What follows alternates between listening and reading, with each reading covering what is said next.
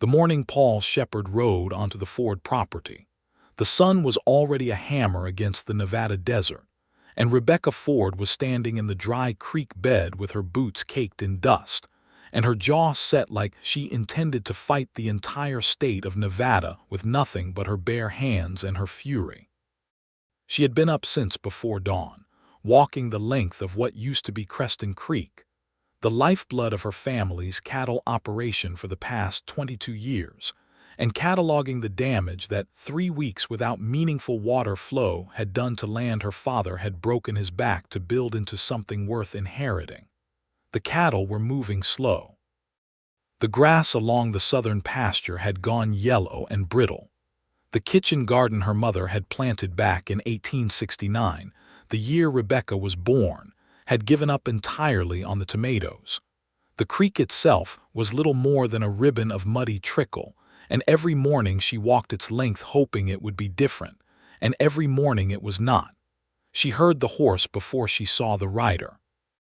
The steady percussion of hooves on hardpan carried far in this kind of silence, and Rebecca shaded her eyes with one hand and watched a man on a good-looking roan come down the long slope from the northern fence line. He rode like a man who was comfortable in the saddle, not flashy, not careless, just settled into the motion of it like it was as natural as breathing. He was wearing a plain brown trail coat over a white shirt, and his hat was a proper working hat, dented and honest. He was not the kind of man who rode for show, and that registered with Rebecca even before she could make out his face. She climbed out of the creek bed and waited.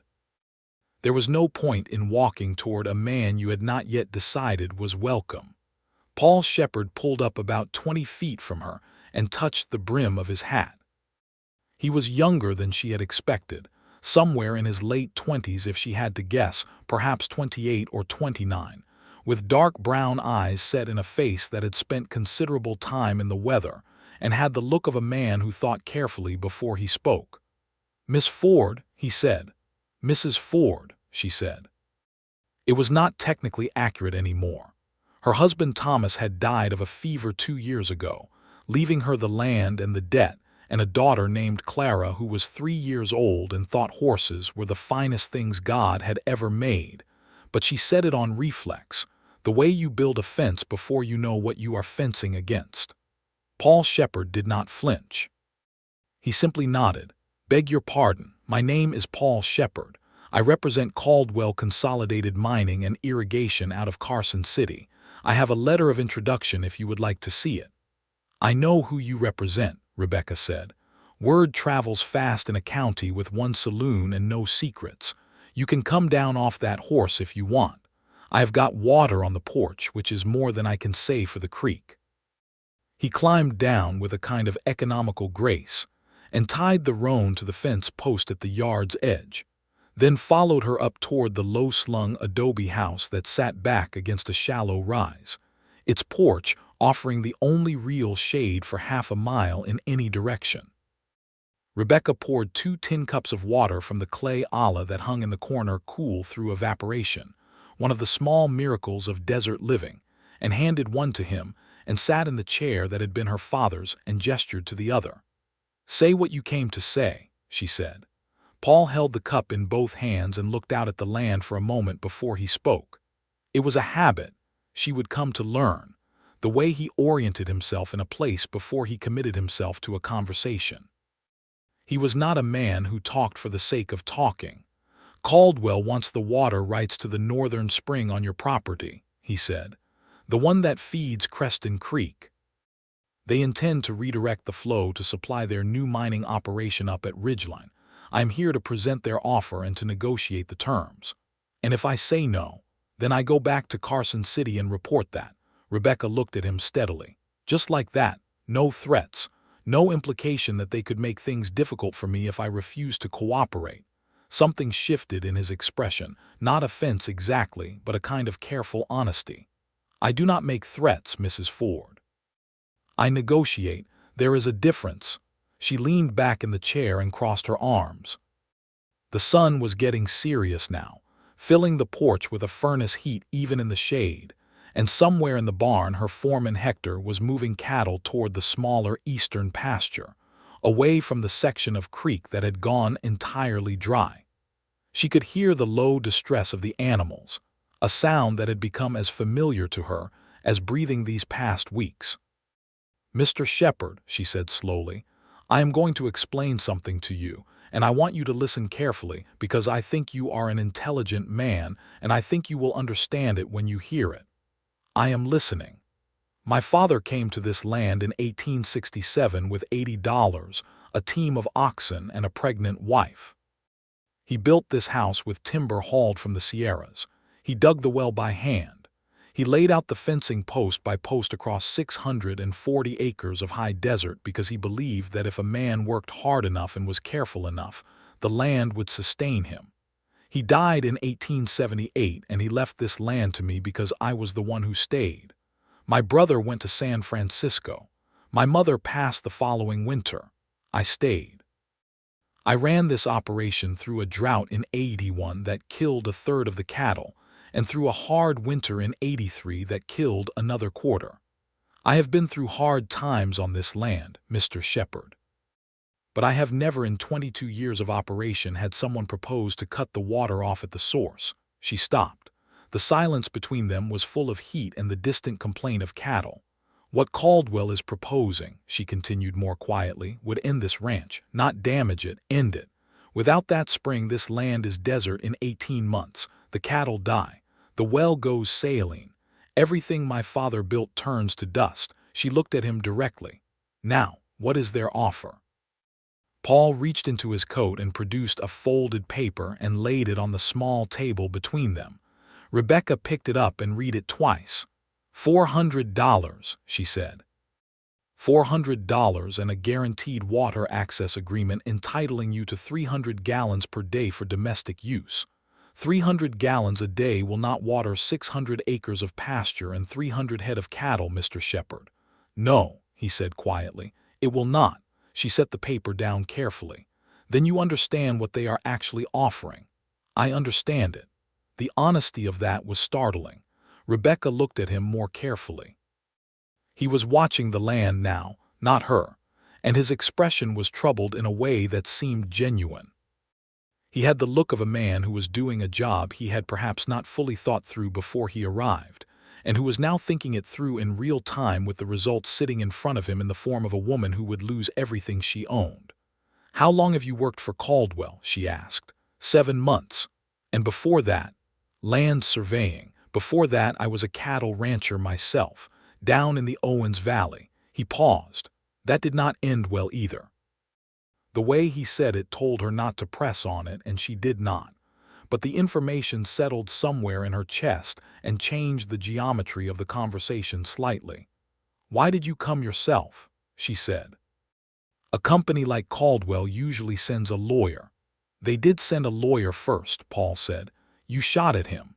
Rebecca felt something she had not felt in a very long time, the sharp, involuntary rise of genuine amusement. She pressed her lips together. "I shot at the fence post next to him," she said. "I am a very good shot, Mr. Shepard. If I had wanted to hit the lawyer, I would have hit the lawyer."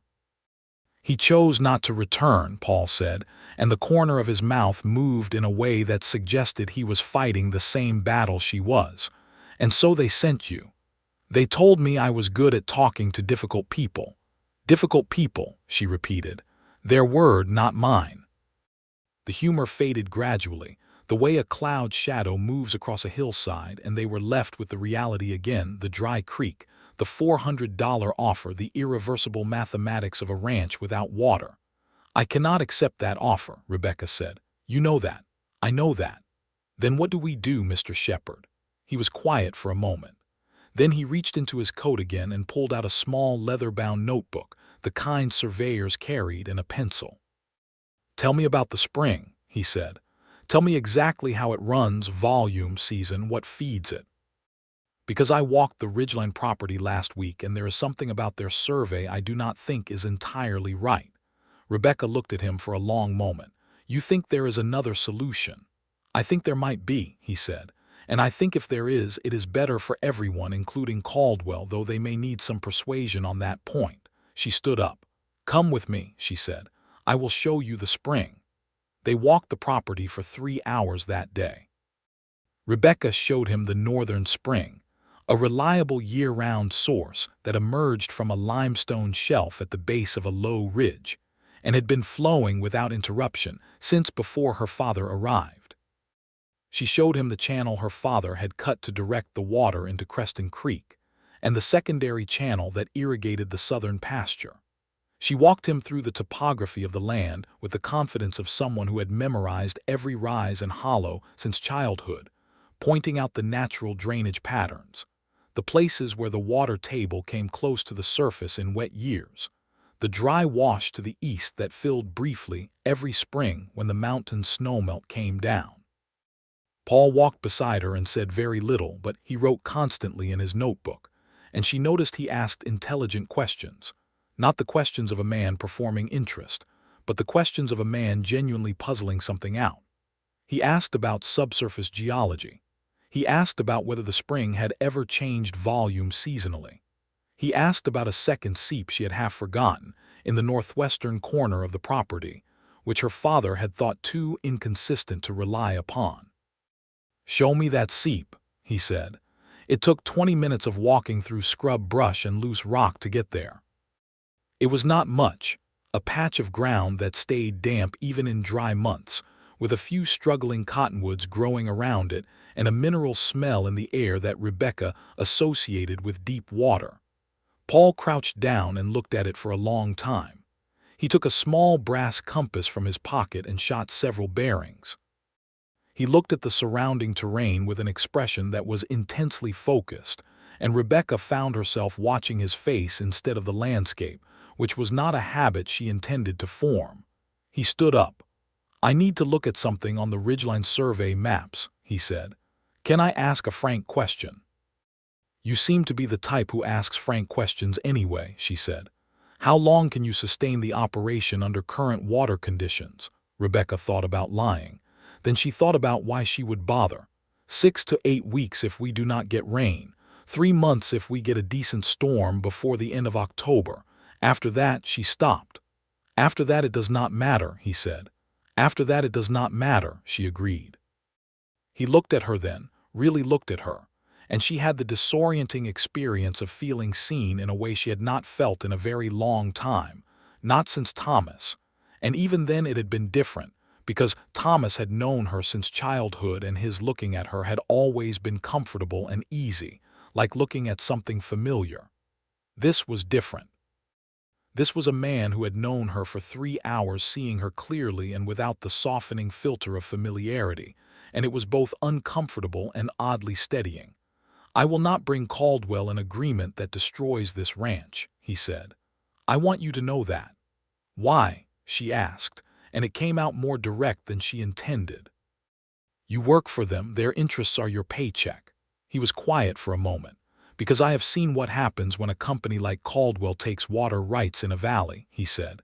"I grew up watching it in Owens Valley, ranches that had been there for 20 years gone in a season, families scattered, good land turned to nothing.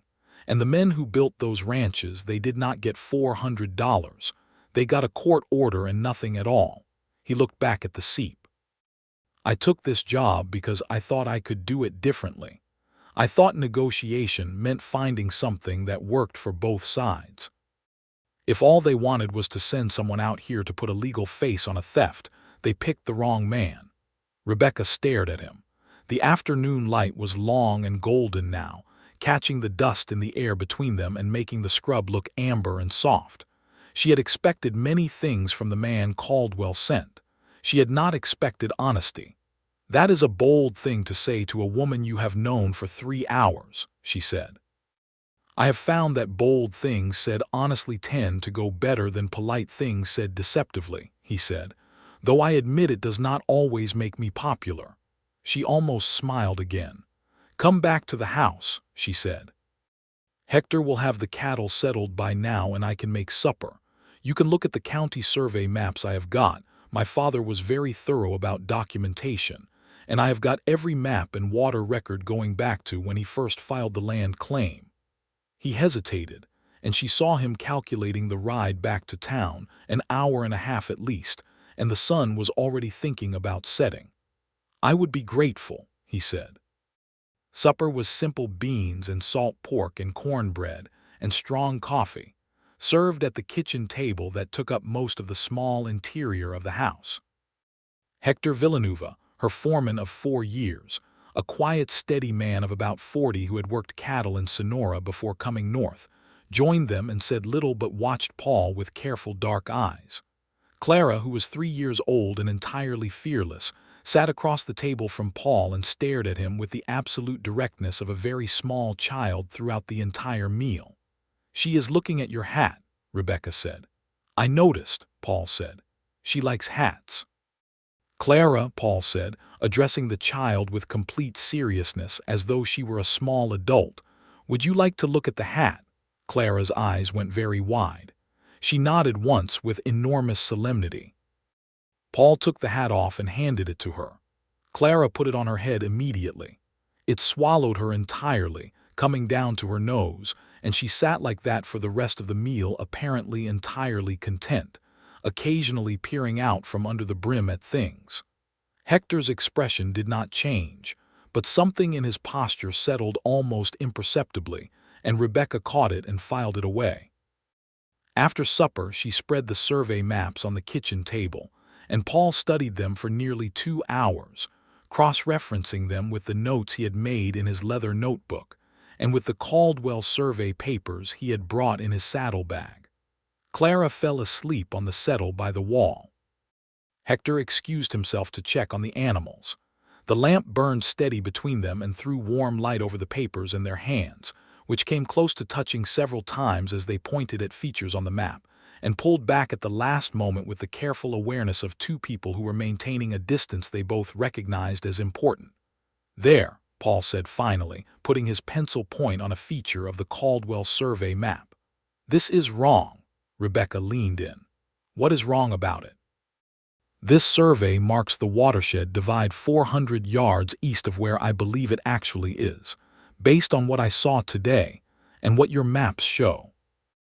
If the true divide is where I think it is, then the water from your northern spring and from that seep originates on the west side of the ridge, which means redirecting it to supply ridgeline would require running it against the natural gradient. That is enormously expensive engineering. It might not even be feasible without a significant pump installation." He looked at her. "Caldwell's entire case for this acquisition rests on the assumption that their survey is correct. If their survey is wrong, they have much less leverage than they think they do." Rebecca felt the first genuine lift of hope she had felt in weeks. "Can you prove the survey is wrong?" "Not tonight. But I can go back out tomorrow with better instruments and take the measurements I need. If they support what I think I saw today," he paused, "then I have a very different conversation to bring back to Caldwell. And if they do not support it," he looked at her steadily, "then we find another way, but I do not think that will be the case." Outside, the Nevada night had come down hard and cold, the way desert nights do. The temperature had dropped 30 degrees since sunset, and through the small window above the table she could see stars so dense they looked like spilled flour against black cloth. The house was warm from the stove, and the lamp made a small, complete world of the table and the maps and the 2 of them leaning over them. It was Rebecca who noticed how close they were sitting. She had moved her chair without thinking about it, drawn in by the maps, and Paul had leaned over in the same way, and somewhere in the past hour they had arrived at a proximity that was not quite appropriate for 2 people who were, in any technical sense, still on opposite sides of a business negotiation. She sat back. He noticed and he sat back too. He cleared his throat. "I should ride back to town," he said. "It is almost 9 o'clock, she said. "The road into Millerton has no lamps and there are 2 dry washes that are difficult to cross in the dark. You are welcome to sleep in the bunkhouse. Hector is the only one in there at the moment. I had to let the 2 field hands go in July when things got tight." He looked like he was going to refuse on principle. "Mr. Shepard," she said, "it is a practical matter. You are of no use to anyone if your horse breaks a leg in a dry wash at midnight." He looked at the window and the absolute blackness beyond it and relented. "Thank you," he said. She showed him to the bunkhouse. They walked in silence across the yard, their boots quiet on the hard-packed dirt, and the cold was a sharp, clean thing after the warmth of the house. The stars were enormous overhead. "Mrs. Ford," he said at the bunkhouse door. She stopped. "I am going to do everything I can to find a way through this that does not cost you your ranch," he said. "I want you to know that is not a professional statement. It is a personal one." She stood in the cold starlight and looked at him for a moment. Then she said, "I know," because she did know it, and pretending she did not would have been a waste of both their time. She went back to the house and sat at the kitchen table for a long time, not looking at anything in particular, thinking about the way he had handed his hat to Clara without a moment's hesitation, and the way his voice sounded when he talked about the Owens Valley, and the angle of his shoulders when he was bent over the maps working something out, and a number of other things she had no business thinking about regarding a man she had known for roughly 9 hours and who worked for the company that was trying to ruin her. She went to bed eventually. She did not sleep particularly well. In the morning she was up before dawn as always, and Paul was already at the fence line when she came out of the house, studying the horizon in the first gray light with his compass in his hand. He had clearly been there a while. She made coffee and brought him a cup without saying anything about it. "Thank you," he said. They stood together in the early cold and drank their coffee and watched the sun arrive. It was a small thing, but it settled something between them, established a kind of ease that had not been present the day before. By the time Hector came out and the day's work began, they had an unspoken arrangement. Paul would spend the day resurveying the critical sections of the property, and Rebecca would continue her own work, and they would reconvene in the evening with whatever he had found. He spent the whole day out on the land. She could see him from time to time from various points on the property, a distant figure moving methodically across the ridge line with his surveying instruments, which turned out to include a portable transit level he had brought in his saddlebags along with the compass.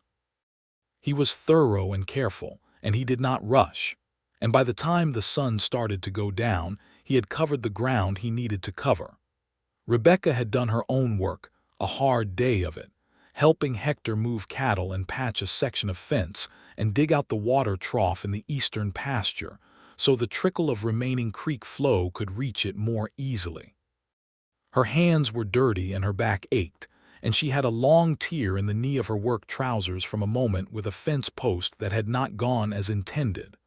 Paul came back to the house at dusk with mud on his boots and chalk dust on his coat, and a look of careful, controlled satisfaction on his face.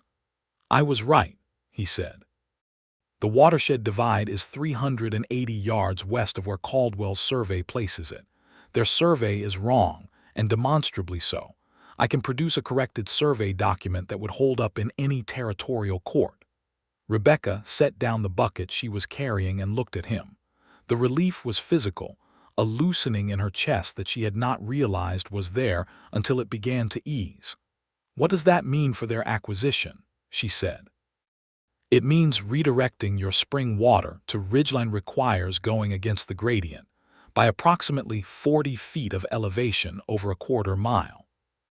They would need a pump station, a flume and installation work that would cost them easily 10 times what the water rights are worth to them. No company with a profit motive is going to do that." He paused. "It also means their legal claim to compel the acquisition is much weaker than they presented it to me." "They did not tell you about the survey problems," Rebecca said. "No," he said simply. "They did not." They looked at each other across the yard in the fading light, and the thing that passed between them in that moment was not yet love. It was something prior to love, the recognition of a shared understanding, a resonance of values, the discovery that the person in front of you operates by the same fundamental principles you do, and how rare and startling that is. "Come inside," she said. "Let me feed you again before you tell me all of it." He wrote the corrected survey that evening, working at the kitchen table with his instruments, and his notebook while Rebecca cooked, and Clara dragged a wooden horse toy back and forth across the floor, in what appeared to be an extremely epic private narrative involving the horse and 2 pine cones she had brought inside earlier in the day. The domestic sounds of the house, the creak of the settle, the snap of the fire in the stove, the scratch of Paul's pencil, Clara's running commentary to herself in a small, serious voice, filled the kitchen in a way that Rebecca realized she had missed deeply without ever quite naming the absence. After Clara was in bed and Hector had gone back to the bunkhouse, they sat at the table with the corrected survey between them and a pot of coffee and talked for a long time. They talked about the survey and what Paul planned to present to Caldwell and what Rebecca's legal options were if Caldwell chose to contest it. They talked about cattle and grazing patterns and the peculiarities of Nevada water law, which was complicated and contentious, and had ruined more than one ranching family in circumstances not entirely unlike Rebecca's. They talked about the county surveyor, a man named Hobbs who Paul had met briefly and who he suspected was in a professional relationship with Caldwell that explained how their survey had ended up being so conveniently wrong. They talked about Owens Valley. Paul talked about it slowly and in short pieces, the way you talk about something that still has sharp edges. He had grown up there, the son of a cattle rancher, had taken over the operation when his father died, had run it reasonably well for 3 years until an irrigation company had redirected the primary water source that fed their upper pastures. He had fought it legally and lost. He had sold the remainder of the operation for less than it was worth and spent the following year doing surveying work around the territory, learning the trade that he thought might give him better tools for the fight. He had taken the job with Caldwell because he genuinely believed he could negotiate differently find arrangements that served both the mining and agricultural interests without sacrificing one for the other. "Has it worked?" Rebecca asked quietly. He was quiet for a moment. "In 2 of the 3 negotiations before yours, yes. The third, no. The rancher took the offer. I do not know if he had much choice. He looked at the lamp flame. I keep thinking about it. That it should have gone differently. That I should have pushed harder." Rebecca looked at his face in the lamplight, the way the tiredness sat behind his eyes, not weakness but the kind of weariness that comes from caring about things that are difficult to protect. She recognized it. She saw it in her mirror every morning. "You pushed hard today," she said. He looked at her. "You could have presented the flawed survey as solid," she said. "You could have told me the offer was reasonable. You could have gone back to Caldwell in 3 days and said the woman would not negotiate and it was all very regrettable. You did none of those things." "No," he said. "That counts for something," she said. He reached across the table and touched her hand. It was a brief thing, his fingers resting over hers for a moment before he pulled back, but it went through her like water through dry ground, fast and irreversible. He started. "Yes," she said. He went to the bunkhouse. She sat at the table for a long time after that, with both hands flat on the wood and the lamp burning down, staring at nothing and feeling everything. Over the following 3 days, Paul rode out to Millerton twice, the small cattle town 12 miles south that served as the nearest point of civilization to send telegraph messages to Caldwell's offices in Carson City, and once to meet with the county clerk about the survey records.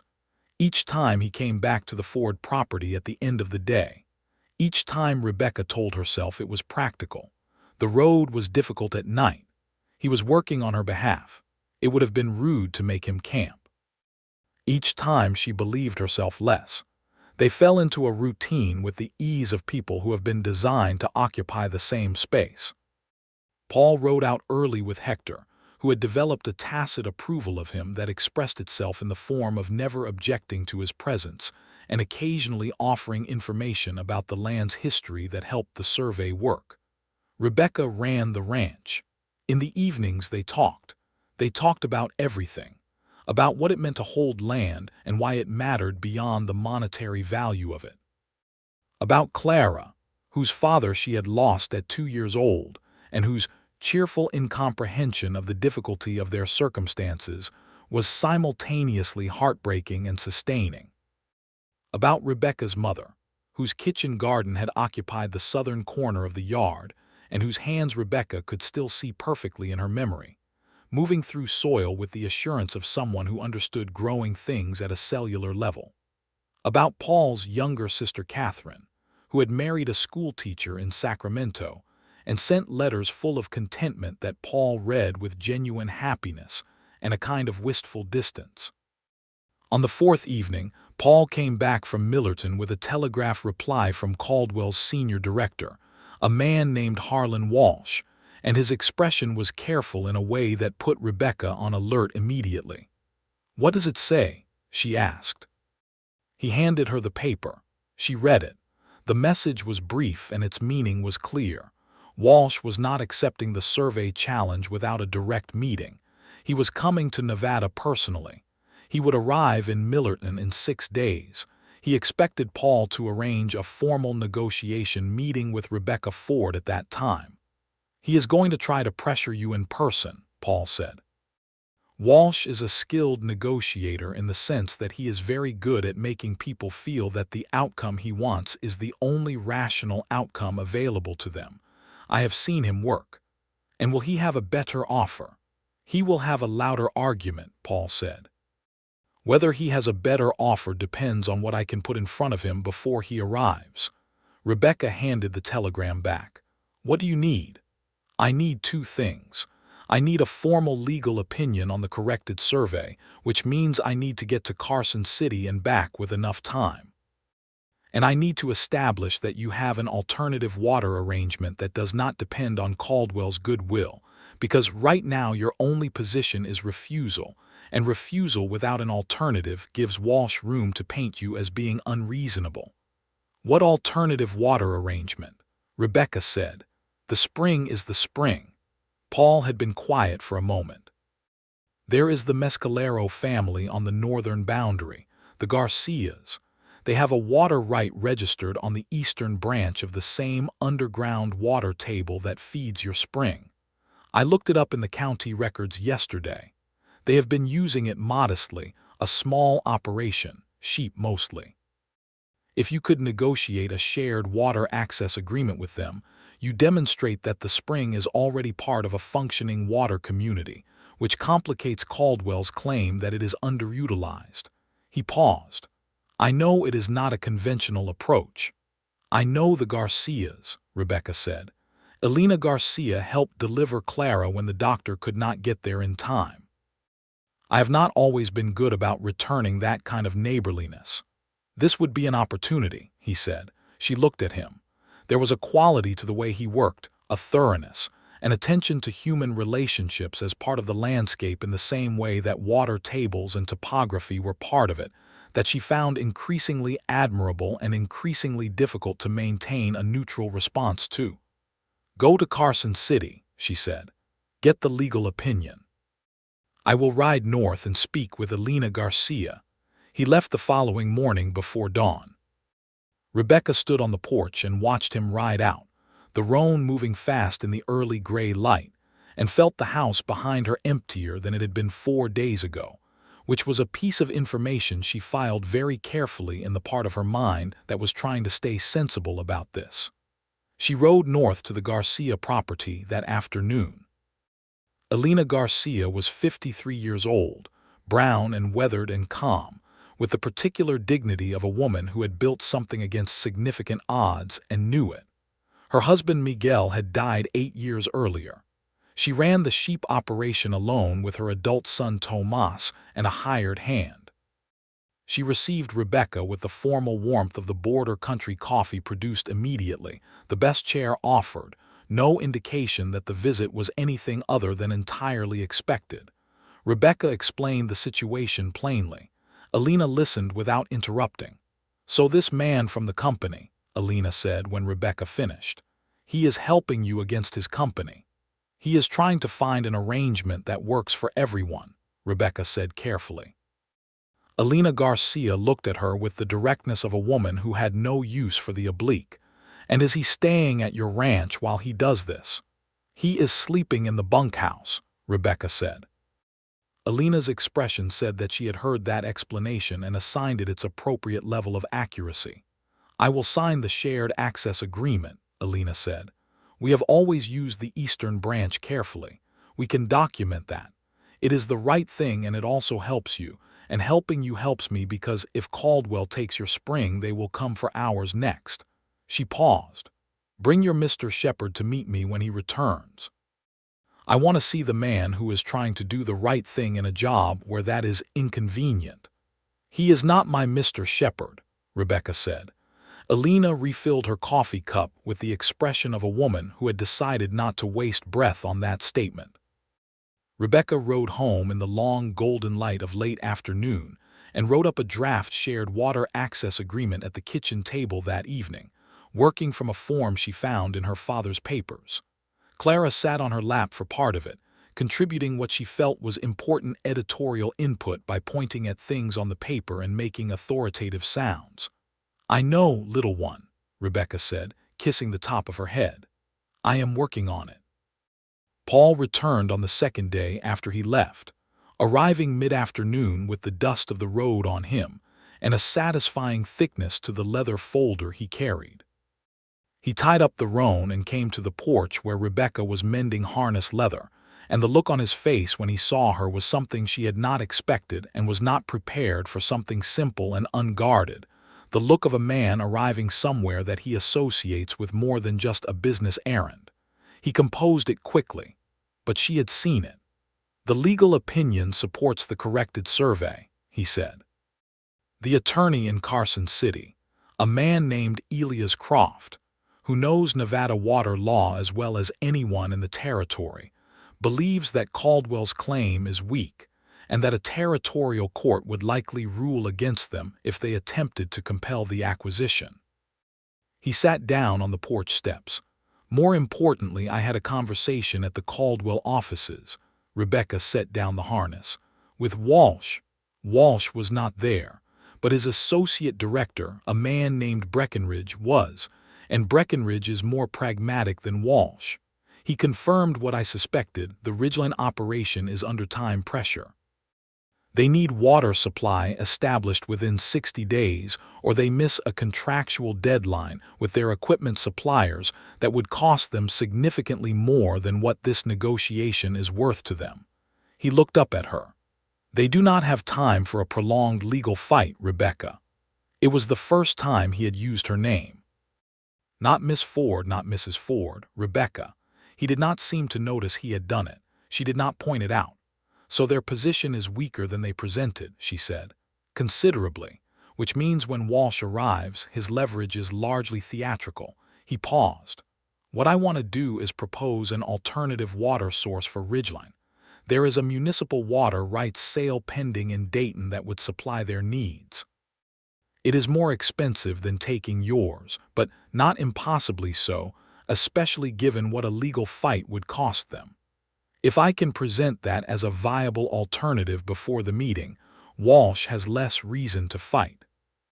"You have been doing a great deal of work on my behalf," Rebecca said quietly. "Yes," he said, in a tone that acknowledged what that meant. She told him about the Garcia agreement. He read the draft she had produced and asked 2 questions about the wording and suggested one change, and then said it was good work, which he said the way he said everything that was genuine without ornamentation, just the plain fact of it. "You wrote this," he said.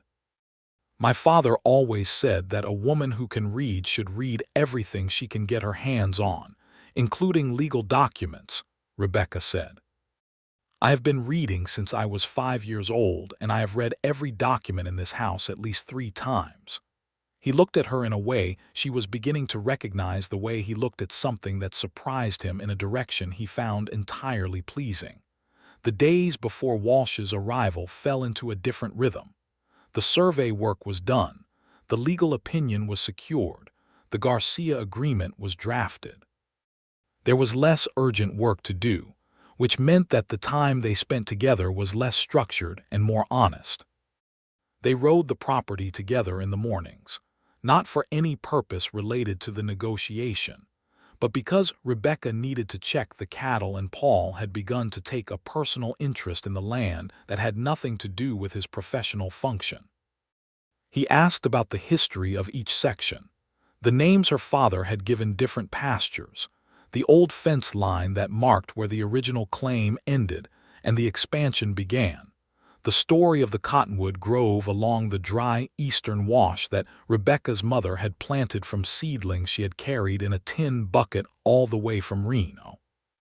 Rebecca talked, and Paul listened, and the land became a kind of shared language between them, a vocabulary of places and histories that built something between them as surely as if they had been constructing it deliberately. One morning, 3 days before Walsh was due to arrive, they were out on the North Ridge checking fence line when the mare Rebecca was riding shied at a jackrabbit and came down at an awkward angle, and Rebecca felt the familiar lurch of a horse losing its footing. She came off cleanly. She had been riding since she was 4 years old and she knew how to fall, but she hit the ground hard enough to jar the breath out of her, and she was still sitting in the dirt catching it back when Paul was off the roan and beside her. "Are you hurt?" he said. "I am fine," she said. "Wind knocked out. Where did you land? Let me look." "Paul, I am fine." "Rebecca." His voice had a quality that made her stop arguing. He crouched in front of her and looked at her with such direct and uncomplicated concern that it bypassed every defense she had constructed over the past 2 years of managing everything alone. "I am fine," she said again, but quietly this time and without armor. He sat back on his heels and looked at her for a long moment. The sun was full and bright, and the Nevada scrub smelled of dust and sage, and somewhere above them a hawk was working a thermal in long, slow circles. "I am going to say something," he said. She waited. "I came here to do a job," he said, "and I am going to do that job, and I believe it is going to go well. But I also need to be honest with you that in the past 10 days I have developed a very significant problem with my professional objectivity." She looked at him. "I think about this land and I think about you in the same thought," he said. "I think about the spring and I think about the way you talk about the spring. I think about the Garcia agreement and I think about the fact that you wrote it yourself at the kitchen table with Clara on your lap. I think about the bunkhouse, and I think that it is a very fine bunkhouse, but I am tired of sleeping in it." Rebecca felt something open inside her chest like a door long held shut. "Paul," she said. "I know the timing is terrible," he said. "I know I work for a company that is trying to take your water and your livelihood. I know you are not long out of grief and that you have a child to think about and a ranch to hold together.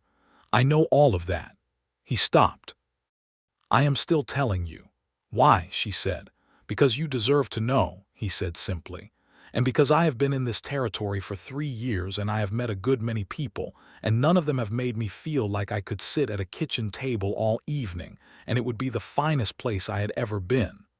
The hawk made one more circle and then dropped toward something in the scrub below them. "Help me up," she said. He took her hands and helped her to her feet, and he kept hold of her hands after she was standing, and they stood on the North Ridge in the full Nevada sun with the hawk gone, and the hawk sky empty above them, and Rebecca Ford looked at Paul Shepard and came to a decision about something she had been circling since the first morning. She watched him ride down the slope toward her. She kissed him. She did it directly and without apology, the way she did most things, stepping into it as a statement rather than a question. He kissed her back the same way, his hand still holding hers, and it was exactly what she should have known it would be, not tentative or exploratory or carefully managed, but honest. They rode back to the ranch in a silence that was entirely different from the silence of the preceding days. That evening, after Clara was in bed, they sat on the porch together. The desert night came down in its full cold magnificence, and the stars came out, and somewhere to the south a coyote made its argument to the darkness, and Rebecca sat with her shoulder against Paul's and his arm around her, and thought that the worst and best month of her adult life had somehow arrived simultaneously. "When Walsh arrives," she said, "when Walsh arrives, I am going to present the corrected survey, the legal opinion, the Garcia agreement, and the Dayton water rights alternative," Paul said.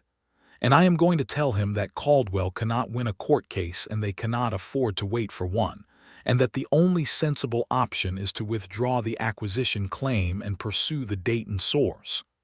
And if he does not agree, then I am going to write a very thorough letter to the Nevada Territorial Survey Office about certain irregularities in Caldwell's survey documentation that suggest deliberate falsification, and I am going to send a copy of that letter to the Territorial Attorney General's office, and another to the editor of the Carson City Appeal, who I happen to know is deeply interested in stories about mining companies and land fraud. He paused. But I do not think it will come to that.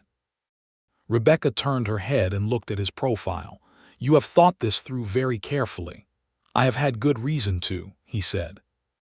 Harlan Walsh arrived in Millerton on schedule, a large, well-fed man in an expensive suit who had clearly never spent a day in the desert heat in that suit and was paying for the oversight. He arrived with a company lawyer and a personal secretary, and he arranged to meet at the Millerton Hotel, which was the largest neutral space available. Paul went to meet him first, alone, which was the arrangement they had agreed upon. Rebecca stayed at the ranch that morning because someone had to, and because showing up before she was specifically required gave Walsh the impression that she was anxious, and she had decided she was not going to be anxious. She was going to be exactly what she was, the woman who held the legal title to the land and who was under no obligation to sell anything to anyone. She was also, truth be told, not entirely confident of what she would say to the man who had spent the past several weeks trying to take her ranch, and she trusted Paul to handle the opening of this conversation better than she could have. Paul was gone for 4 hours. When he rode back to the Ford property, he came at a canter, which told her something before he had said a word. He pulled up in the yard and swung down, and his face had the particular expression of a man who has accomplished something difficult and is still somewhat surprised by his own success. It is done, he said. Rebecca set down the post-hole digger she had been working with and walked toward him. Done how? Walsh is withdrawing the acquisition claim. He will sign a formal notice of withdrawal this afternoon. The Caldwell Company will be pursuing the Dayton municipal water rights instead. He was slightly out of breath, not from the ride but from the accumulated tension releasing. He argued for an hour and a half. He made 4 separate attempts to reframe the negotiation. He tried to imply that your legal position was weaker than I had represented. He tried to offer an increased payment, $800, on the assumption that money was the issue. What did you tell him when he offered the $800? I told him that the Ford Ranch was not for sale at any price, and that the Ford Ranch's water rights were not for sale at any price, and that the only remaining question was whether Caldwell would prefer to find this out through a negotiated withdrawal or through a court ruling and the publicity that would accompany it. And he went quiet for about 3 minutes, which is the longest I have ever seen Harlan Walsh be quiet, and then he said, "Draft the withdrawal," and the meeting was over. Rebecca stood in the yard with the October sun on her and looked at Paul Shepard, who had ridden onto her property 11 days ago to negotiate the water rights, and had instead spent 11 days fighting to protect them, and the love she had been managing and containing and being sensible about pressed against the inside of her ribs so forcefully that she stopped trying to manage it. "Come here," she said. He did. She put her arms around him and felt his close around her, and they stood in the yard in the full sun for a long time without either of them needing to say anything at all. In the days that followed, there was the practical work of resolution. Paul rode to Millerton to witness Walsh sign the formal withdrawal notice and to collect the signed documentation that would be filed with the county clerk. Rebecca rode to the Garcia property with the finalized shared access agreement and spent an afternoon with Elena Garcia drinking coffee and talking in the kitchen while Tomas and Paul looked at the shared water channel markers in the north section. Elena said very little about Paul directly. She said a great deal with her eyes. The land itself began to improve. A late autumn storm came through at the end of October, not a large one but steady, the kind of soaking rain that the desert drinks deeply, and the creek rose to 2/3 of its normal level within 3 days, and the grass in the southern pasture came back green from its yellow dormancy, and the cattle moved through it with a purposefulness that Rebecca watched from the fence with something close to tears. Paul watched with her. He had sent a letter to Caldwell resigning his position the day after Walsh left Millerton, which Rebecca had not asked him to do, and which he had told her about in the same way he told her most important things simply, without drama, as a statement of fact that was also a statement of intention. "What will you do?" she had asked. "There is an independent surveying business I have been thinking about establishing," he said. "There is a significant need for accurate independent land and water surveys in this territory, and the past 2 weeks have made it very clear that the companies doing surveys are not always doing them accurately or honestly. Someone should do it honestly." "In Millerton?" she asked. He looked at her steadily. "I would need to establish a base of operations somewhere nearby," he said. "I would need an office perhaps and eventually a small house. I have some money saved." "A small house," she said. "Or," he said carefully, "a man with a surveying business might be of some practical use to a ranching operation that has 640 acres of land and water management questions, and no one currently available to help with survey work." Rebecca looked at him with the fullness of everything she felt. "You are suggesting a professional arrangement." "I am suggesting several arrangements," he said. "The professional one is merely the most practical to begin with." She put her hand on his face, and he turned into it with the ease of something that has always been true, and outside the window the rain came down steady and good on the Nevada desert. The weeks that followed moved with the double quality of all the best time, full and fast in experience but memorable in detail. Paul established a small office in Millerton, the back room of the general store, whose owner was a practical man named Delaney, who appreciated a paying tenant and asked no questions. He took 2 surveying commissions in November, both from ranchers who had heard through the county's circulating news that there was an independent surveyor in Millerton who did honest work, and both of those ranchers referred 2 more before the month was out. He rode to the Ford ranch every day that weather and work allowed. Clara, who had already claimed permanent first right to his hat in any room they shared, had graduated to riding on his shoulders when he walked the yard, which she found to be an appropriate conveyance for a person of her stature. Hector had moved past tacit approval to an active and entirely wordless alliance, routing surveying questions Paul's way, and managing the ranch's southern section with such autonomy that Rebecca found herself with time in the evenings that she had not had since long before Thomas died. They sat on the porch in the evenings when it was not too cold, and when it was cold they sat at the kitchen table, and they talked and read and sometimes played cards with Hector, who was a devastating card player with an absolutely impassive face that gave nothing away. Rebecca beat him twice in November, which Hector acknowledged with a nod that conveyed deep respect. One evening in late November, with a cold wind coming off the Sierra and the kitchen warm and close and Clara finally asleep after a prolonged negotiation, Paul reached across the table and took Rebecca's hands and looked at her in the way she had come to understand meant he was about to say something real. "I want to ask you something," he said. She waited. "I want to ask you to marry me," he said. "I am 30 years old and you are 28 years old, and we have known each other for 6 weeks, which is, by any conventional standard, not nearly long enough to know someone well enough to make that kind of proposal. But I have spent 6 weeks with you, and I know you better than I have known anyone, including people I have known for years, and I believe that has more to do with who you are than with the amount of time elapsed." He paused. "I also want to be honest that I am asking you this for reasons that are entirely personal. The surveying business and the professional arrangement and all the practical, sensible reasons are beside the point. The point is that I do not want to live in the back of Delaney's general store. The point is that I want to wake up here in the mornings."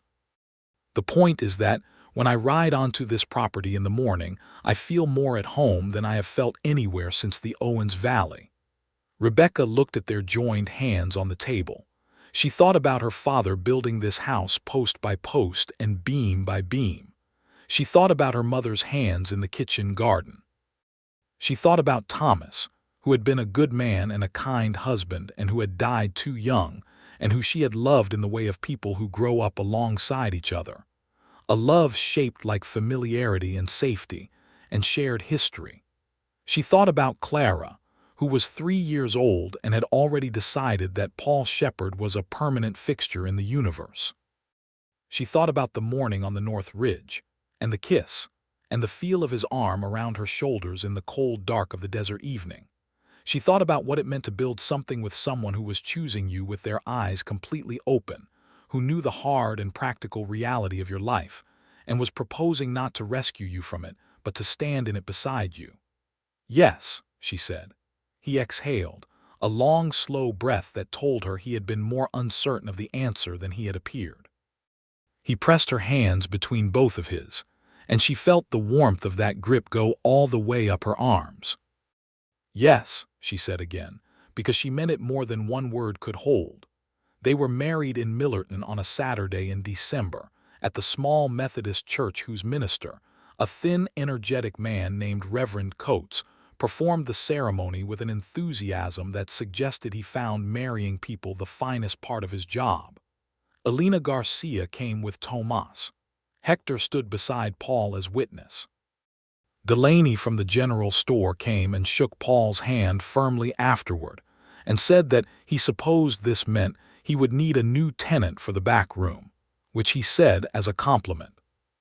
Clara wore a white dress that Rebecca had stayed up 3 nights to finish sewing, and spent the ceremony investigating the church's wooden pews with scientific thoroughness, before determining that the space under the front pew was optimal and sitting there for the vows, which she watched from floor level with perfect solemnity. It was not a large or elaborate affair. Nevada in 1890 did not offer large and elaborate unless you were in Virginia City or Carson City, and Rebecca had never wanted it. What the ceremony had was the quality of something true being said out loud, in the presence of people who understood its weight. Reverend Coates said the words, and they each said the words, and Paul put a simple gold ring on Rebecca's hand that he had bought in Carson City on the same trip he had made for the legal opinion, which was a piece of information he confided to her quietly afterward that made her laugh until her eyes were bright. They drove back to the ranch in the wagon through the December cold with Clara between them, wrapped in a wool blanket, and falling asleep against Paul's side before they had gone 3 miles. Her white dress and her small, serious face slack and peaceful in the last light of the winter afternoon. Rebecca drove and Paul held Clara, and the horses moved steady and sure in the cold, and the Nevada sky came on in that particular winter way it had, not the blazing sunset of summer, but a deep quiet darkening from blue to indigo to a dense purple-black that made the stars, when they came, look like something you could reach up and touch. "Happy," Paul said. She looked at the road ahead and the horses and the dark coming on and felt the weight of the sleeping child against her husband's side. "Yes," she said, "the winter was mild enough to manage." Paul moved his belongings from the back of Delaney's store to the ranch, which was not a large quantity of belongings, a trunk of clothing, his surveying equipment, his books, and a very good bedroll. He and Hector added a proper room to the back of the house in January, working in the cold with their breath making clouds, and the room came out solid and well squared because Paul had measured it 3 times before they began. The surveying business grew steadily through the winter. Paul was honest and accurate, and his reports were thorough, and in a territory where survey fraud was common enough that ranchers had begun to distrust company surveys entirely, a reputation for honesty was worth a great deal. By February, he had more work than he could easily manage alone, and he hired a young man from Millerton named Davis, who was 19 and careful and learned quickly. Rebecca managed the ranch through the winter with a confidence that had something different in it now. not the held-breath vigilance of someone operating alone who cannot afford to fail, but a steadier thing. She still carried the full weight of the operation, still made every significant decision, still put in the same hours she always had. But there was a difference between carrying weight alone and carrying it alongside someone who is carrying their own share of it beside you. The weight was the same. The effort required was different. Clara, who was 3.5 years old by January and had developed strong opinions about nearly everything, had absorbed the change in the household with the adaptability of a very small child, and had assigned Paul the role of primary hat holder and secondary horse opinion giver, and had moved on with the serious business of being 3 years old. She called him Papa with a naturalness that caught Rebecca off guard the first time she heard it. Clara had not used the word before, had no memory of Thomas to compete with, and the word came out of her the way words came out of children, without the adult overlay of significance, just simple and right. Paul had gone very still when he heard it. Afterward, when Clara was asleep, Rebecca looked at him. He was sitting at the kitchen table with one hand flat on the surface and his eyes slightly bright. "Are you all right?" she said. "I am perfectly fine," he said, in the tone of a man who is approximately the opposite of perfectly fine and knows it and is not embarrassed by it. She sat down beside him and put her hand over his. "She said it like it was always true," he said. "I think for her it is," Rebecca said. He turned his hand under hers and held it, and they sat at the table in the lamplit kitchen while the Nevada winter settled cold and quiet around the house, and the thing that had started with a water rights dispute and a false survey and an honest man doing an honest thing reached in that moment its full depth. Spring came back to the Ford property the way it always did, not gently, but decisively, the desert going from gray dormancy to green almost overnight when the right combination of warmth and moisture arrived. The spring ran at full volume for the first time in over a year, Creston Creek flowing again with the sound Rebecca had grown up with, the low, steady voice of water over stones that she associated with her father's voice and her childhood, and the deep rightness of the land being what it was supposed to be. They rode the property together in early April, the three of them, Rebecca and Paul and Clara, on the small gray pony that Paul had found in Millerton in February, and had brought home because Clara had looked at the pony with an expression of absolute recognition, the way you look at something you have been waiting for your whole life. Clara rode the pony with Hector walking alongside, and Rebecca and Paul rode ahead, and the land was green and water-loud, and the cattle were moving in the southern pasture with the unhurried purposefulness of animals that have enough. "Look at that," Paul said. He meant the creek, where it ran strongest, a wide, clear run over a gravel bar that caught the sun in fragments. Rebecca looked at it and felt the full amplitude of everything she had come close to losing, and everything she had not known she would gain. "My father would have liked you," she said. Paul looked at her. "He was a practical man," she said. "He did not have a lot of patience for people who complicated simple things. But he had enormous respect for people who did difficult things correctly." She paused. "Finding a real solution when you could have just taken the money and left, he would have understood what that cost and what it said about a person." "It did not cost as much as leaving would have," Paul said. She knew what he meant. He did not mean the job at Caldwell, though that was part of it. He meant her, and this land, and the life that had built itself around them both in 6 weeks, with the inevitability of water finding the right channel. They rode back to the house in the good afternoon light, and Hector took the horses, and Clara went asleep after supper with unusual promptness as though the spring air had worn her through, and Rebecca and Paul sat on the porch in the April evening with the sound of the creek carrying from the northern section, and the stars beginning in the east while the west was still orange with the last of the sunset. "Paul," she said. "Rebecca, I want to tell you something." She had been thinking about how to say this for several days. She was not by nature a woman who made large statements, who spoke the interior of herself easily. But she had come to understand, in the months since the North Ridge, that speaking plainly was not just a preference but a form of respect, that this man had earned her plainness. "I spent 2 years running this ranch after Thomas died," she said, "and I was good at it. I kept it going, and I kept Clara fed, and I kept the fences up, and I did what needed to be done.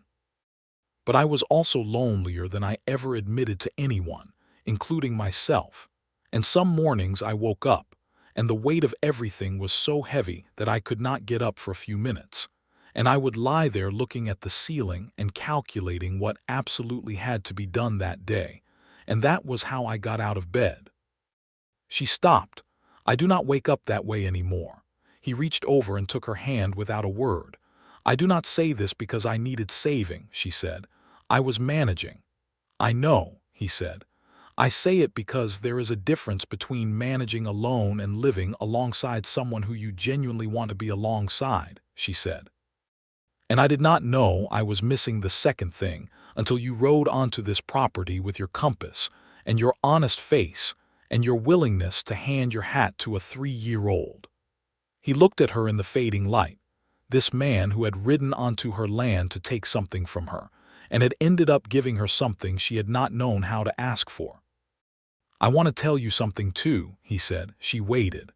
"When I left the Owens Valley," he said, "I told myself I was done with ranching, done with land, that it hurt too much to care about a piece of ground and lose it, and that the sensible thing was to stay mobile, stay practical, keep the work professional.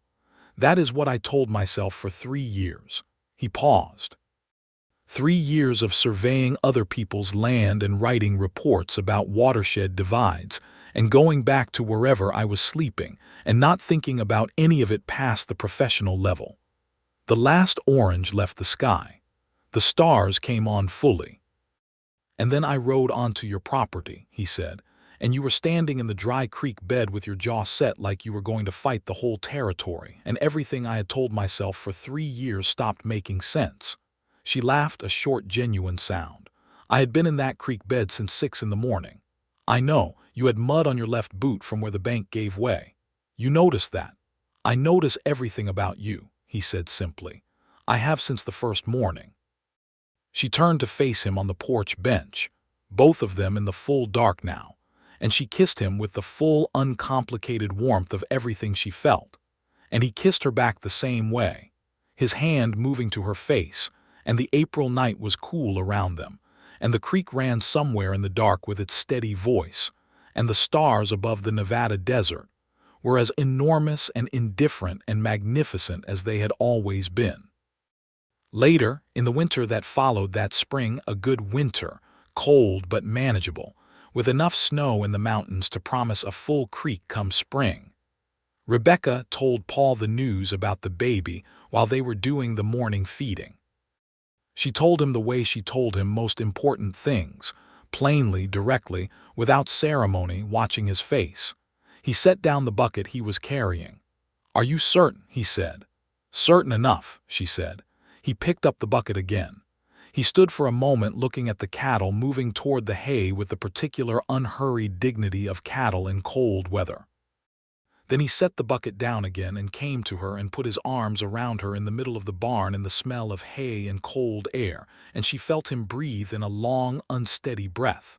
"A boy," he said against her hair. "I think it will be a boy." "You have no way of knowing that," she said. "No," he agreed. "But I think so anyway." He was right. The baby arrived in August of 1891, a boy, large and loud and red in the face from the first moment, who emerged into the Nevada morning with a strength of opinion that suggested he had a great many things he intended to do in his life.